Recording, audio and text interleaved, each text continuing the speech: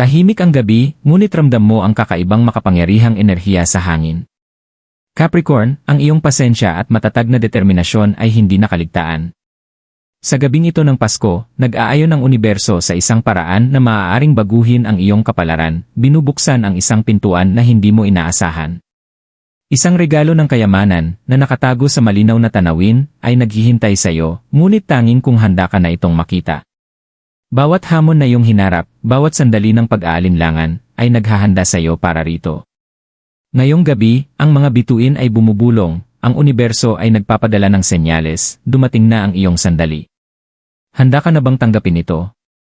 Capricorn, matagal mo nang pinasan ang bigat ng iyong mga ambisyon, tahimik na nagtatayo, nagbabalak, at naghihintay para sa tamang sandali.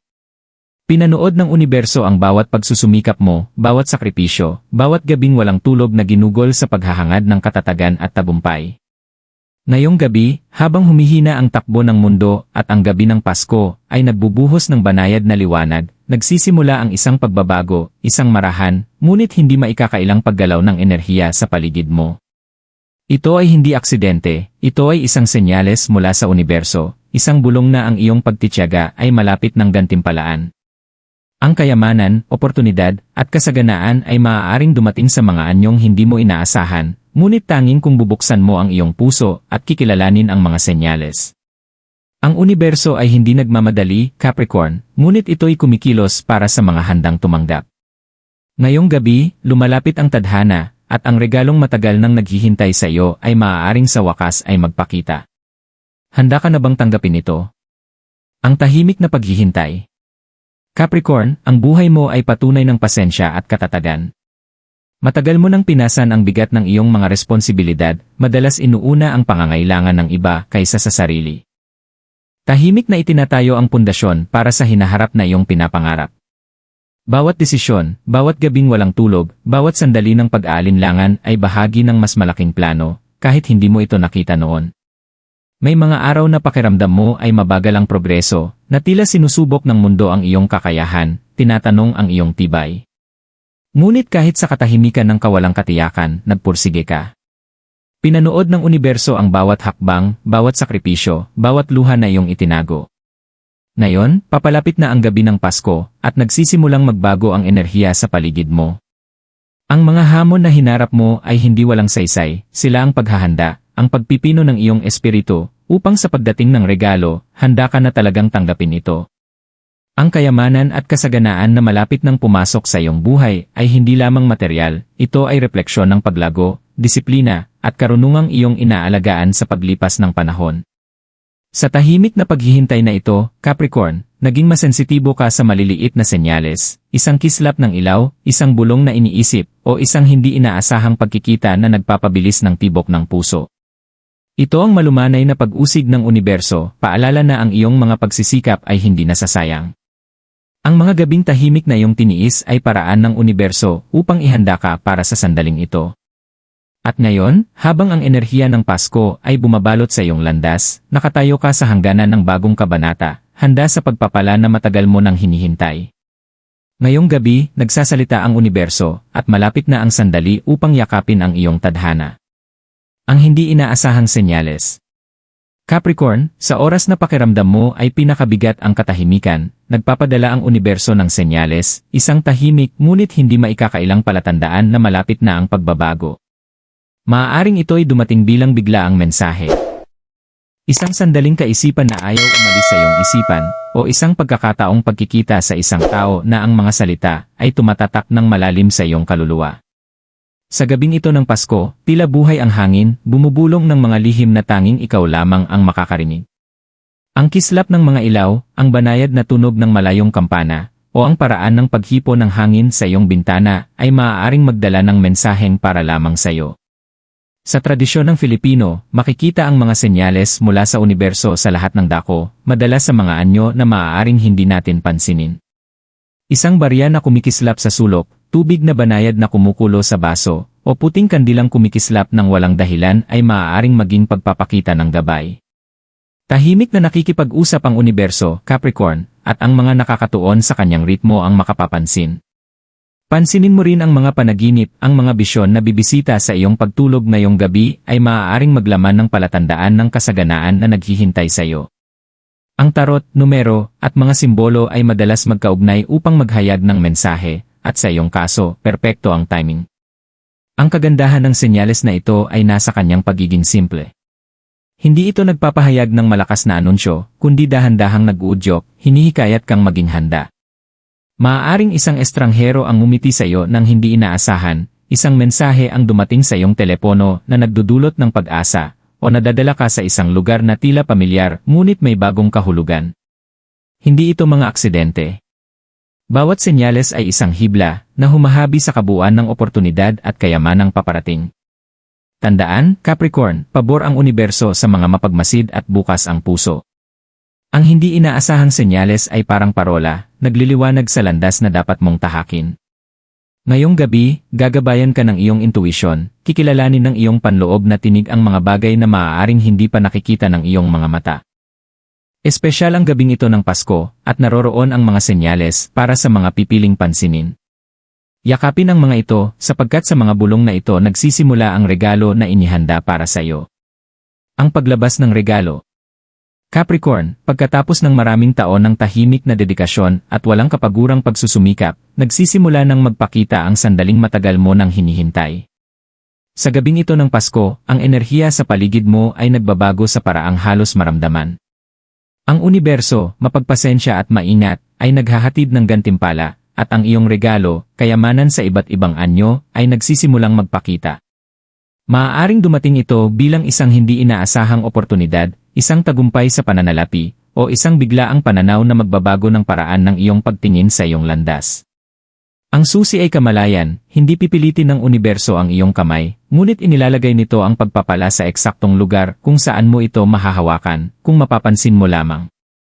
Maaaring dumating ito sa pamamagitan ng mensahe, tawag, o isang pagkakataong pagkikita sa isang tao na hawak ang susi sa iyong pag-unlad. Sa espiritualidad ng Filipino, makapangyarihan ang konsepto ng synchronicity, madalas ang mga coincidences ay paraan ng universo upang gabayan ka patungo sa iyong kapalaran. Isang simpleng interaksyon, isang napadaan na komento, o kahit isang bisyon sa isip mo ay maaaring magdala ng bigat ng tadhana na nagtutulak sa iyo patungo sa buhay na matagal mo nang pinapangarap. Ito ang regalong tahimik na naghihintay sa iyo, pinino ng iyong pagtitiyaga at pasensya. Ang pakiramdam ng paglabas ng regalong ito ay kakaiba. Hindi lamang ito ang pagdating ng kayamanan, ito ay kumpirmasyon ng iyong mga pagsusumikap, pagpapatunay sa bawat gabing walang tulog, bawat sakripisyo, at bawat hamon na iyong tiniis. Ito ay pagkilala ng universo sa iyong tibay at paggantimpala sa disiplina na naging kasama mo sa lahat ng oras. Ngayong gabi, habang banayad na kumikislap ang mga ilaw ng Pasko, at ang hangin ay puno ng tahimik na mahika, nagiging malinaw ang mga senyales. Maaaring isang biglaang oportunidad ang bumagay ng perpekto sa iyong mga layunin, marahil isang sagot sa pananalapi na matagal mo nang ipinanalangin ang dumating sa hindi mo inaasahang anyo, o marahil ito ay kombinasyon ng maliliit na pagpapala na nagtatagpo upang maging isang pambihirang biyaya. Bawat pagpapakita ay bahagi ng dakilang plano ng universo, Capricorn, at dumating ito sa eksaktong sandaling handa ka nang tanggapin ito. Kilalanin ito, tanggapin, at hayaan ang iyong sarili na maramdaman ang kabuuan ng ipinaghanda para sa iyo. Ang pagpili na tanggapin. Capricorn, inilagay na ng universo ang regalo sa harap mo, ngunit ngayon dumarating ang pinakamahalagang sandali, ang pagpili na tanggapin ito. Hindi lamang ito tungkol sa pagtanggap ng kayamanan sa material na anyo, ito ay tungkol sa pag-aayos ng iyong enerhiya, mga kaisipan, at puso upang buong-buo mong yakapin ang kasaganaan na inihanda ng universo para sa iyo. Bawat oportunidad, bawat senyales, bawat maliliit na palatandaan na napansin mo ngayong gabi ay nagtuturo sa isang katotohanan, ang iyong kahandaan ang magtatakda ng iyong gantimpala. Sa espiritualidad ng Filipino, pinaniniwalaan na ang mga pagpapala ay kailangang malinaw na kilalanin. Tulad ng isang barya na inilagay sa ilalim ng unan o puting kandila na sinindihan ng may layunin upang makaakit ng positibong enerhiya. Ang iyong kahandaang kumilos at buksan ang iyong isipan at puso ay magbibigay daan sa universo na ibigay ang biyaya ng buo. Ang pag-aatubili o pagdududa ay maaaring magpabagal sa kung ano ang nararapat sa iyo. Sinusubok ng universo hindi lamang ang iyong pasensya, kundi pati ang iyong pananampalataya sa sarili at sa iyong kapalaran. Isipin mo ito, maaaring dumating ang regalo sa hindi inaasahang paraan. Maaaring ito'y isang oportunidad na nagkukubli bilang hamon o isang biglaang pananaw na nangangailangan ng maagap na aksyon. Ang iyong tungkulin ay kilalanin ito, magtiwala sa iyong intuisyon, at kumilos ng walang takot. Bawat Capricorn ay hinubog na ng buhay mismo upang magpatuloy, magplano, at kumilos ng may karunungan. Ngayon, ang karunungang iyon ay kailangang makatagpo ang oportunidad.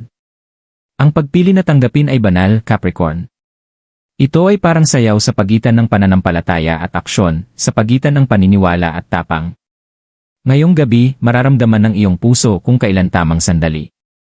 Inayos ng universo ang bawat detalye, iniaayon ang mga senyales, simbolo, at enerhiya upang maging kumpleto ang iyong pagtanggap. Magtiwala sa iyong instinct, sundan ang malumanay na patnubay, at buksan ang sarili sa kasaganaan na tahimik na naghihintay, matiisin, sa iyong kahandaan. Ngayong gabi, ang iyong desisyon ang magtatakda hindi lamang ng kayamanang matatanggap mo, kundi pati ng pagbabago na susunod dito. Sa pagpili na tanggapin, buong-buo mong tinatahak ang tadhana na matagal mo nang hinihintay. Ang pagbabago. Capricorn, sa sandaling iyong niyakap ang regalo, nagsisimula ang isang pagbabago, banayad sa simula, ngunit hindi maikakaila ang lalim at tindi nito. Ang enerhiya na iyong inaalagaan sa pamamagitan ng maraming taon ng pasensya at pagtitiyaga ay ngayon nakikipagtagpo sa kasaganaan ng universo, nagdudulot ng pagbabago na humahaplos sa bawat aspeto ng iyong buhay.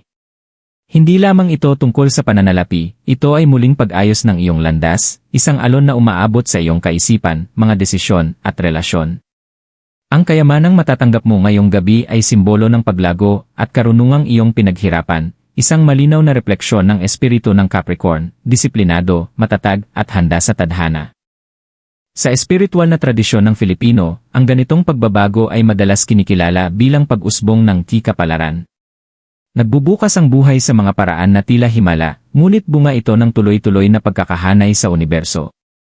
Maaaring makakita ka ng mga oportunidad sa mga hindi inaasahang lugar, mga mapagkukunan ay dumarating sa iyong kamay ng tila walang kahirap-hirap, o ang mga solusyon sa matagal ng hamon ay lumilitaw sa hindi inaasahang pagkakataon. Hindi lamang ginantimpalaan ng universo ang iyong pasensya, kundi inayos din ito ang kapaligiran sa paligid mo upang suportahan ang patuloy na paglago. Ang pagbabago ring ito ay nagdadala ng panloob na pagbabago. Capricorn, tinuruan ka ng paglalakbay ng kababaang loob, pasasalamat, at tamang paghusga. Ang biglaang pagdagsa ng kayamanan o oportunidad ay hindi lamang magpapuno sa iyong bulsa, palalawakin nito ang iyong pananaw, palalalimin ang iyong pananampalataya, at palalakasin ang tiwala mo sa sariling kakayahan. Mapapansin mo ang pagbabago sa paraan ng iyong pagharap sa mga desisyon, sa pag-interpret ng mga senyales, at sa pagtitiwala sa iyong intuisyon. Ibinigay ng universo hindi lamang ang regalo, kundi pati ang mga kasangkapan upang mapanatili at maparami ito. Ngayong gabi, makukumpleto ang pagbabago kapag hinayaan mong buong-buo mong niyakap ang pagbabago. Buksan ang puso, kilalanin ang pagkakahanay, at hayaang malayang dumaloy ang enerhiya. Ang dating tahimik na paghihintay ay ngayon namumulaklak sa konkretong kasaganaan, at ang Capricorn na minsang tahimik na tiniis ay ngayon nakatayo bilang liwanag ng natupad na tadhana. Ito ang patunay na ang pasensya, pananampalataya, at pagkakahanay sa universo ay laging nagbubunga. Pagsasara pagninilay. Capricorn, habang umuusad ang gabi ng Pasko, at ang regalo ng kayamanan ay nagiging bahagi ng iyong realidad, maglaan ng sandali upang magnilay sa paglalakbay na nagdala sa iyo dito. Bawat pakikibaka, bawat gabing walang tulog, bawat desisyong ginabayan ng disiplina at pasensya ay nagdala sa iyo sa sandaling ito. Maingat na inihanda ng universo ang pagkakahanay na ito, tiniyak na sa pagdating ng oportunidad, handa ka at karapat-dapat. Higit pa ito sa swerte, ito ay patunay ng iyong pagtitiyaga, tibay, at walang pag-aalinlangang pananampalataya sa iyong sariling paglalakbay. Ang aral ng gabing ito ay malinaw, ginagantimpalaan ng universo ang mga nagtitiis, ang mga naniniwala, at ang mga kumikilos kapag naroroon ang mga senyales. Ang kayamanan at kasaganaan ay hindi lamang bunga ng pagkakataon, ito ay resulta ng pagkakahanay sa pagitan ng iyong mga aksyon, intensyon, at daloy ng kosmos. Sa espiritualidad ng Filipino, ang konsepto ng tadhana ay nagpapaalala sa atin na ang kapalaran ay hindi malayong pangarap kundi isang landas na ating tinatahak sa bawat sinasadyang pagpili. Ngayong gabi, Capricorn, ang iyong mga hakbang ay nagdala sa iyo sa isang punto ng pagbabago kung saan ang mga biyaya ay nakikita at ang iyong potensyal ay ganap na kinikilala. Maglaan ng oras upang pahalagahan ang mga senyales, ang mga synchronicities, at ang maliliit na enerhiya na gumabay sa iyo patungo rito. Kilalanin ang maliliit na himala, ang tahimik na pag-uudyok, at ang mga sandali ng kaliwanagan na nagpakita ng daan. Sa pagiging naroroon at mapagpasalamat, pinalalakas mo ang daloy ng kasaganaan, binubuksan ang mga pinto para sa mga susunod na oportunidad, at tiniyak na ang kayamanang matatanggap mo ay mapanatili, makabuluhan, at nagbabago ng buhay. Habang lumalalim ang gabi, tandaan na ito ay simula pa lamang. Ang regalong natanggap mo ay isang apoy, paalala na ang universo ay laging kumikilos, laging nag-aayos, at laging tumutugon sa mga kumikilos ng may pananampalataya at tamang paghusga. Magtiwala sa iyong intuisyon, maging mapagmatsyag sa mga senyales, at patuloy na alagaan ang enerhiya na nagdala ng kasaganaan sa iyo. Maaaring maglaho ang gabi ng Pasko, ngunit ang pagbabagong sinimulan nito ay mananatiling damang-dama sa iyong buhay, Capricorn. Nirerespeto ang iyong pasensya. Ginantimpalaan ang iyong pananampalataya. Nagsalita ang universo, at ngayon, nasa iyo na ang pagpipiliang ipagpatuloy ang iyong landas ng may kamalayan, pasasalamat, at tapang. Yakapin ito ng buong buo, sapagkat ang regalo ay hindi lamang kayamanan, ito ay refleksyon ng iyong tadhana na naghihintay na mabuksan.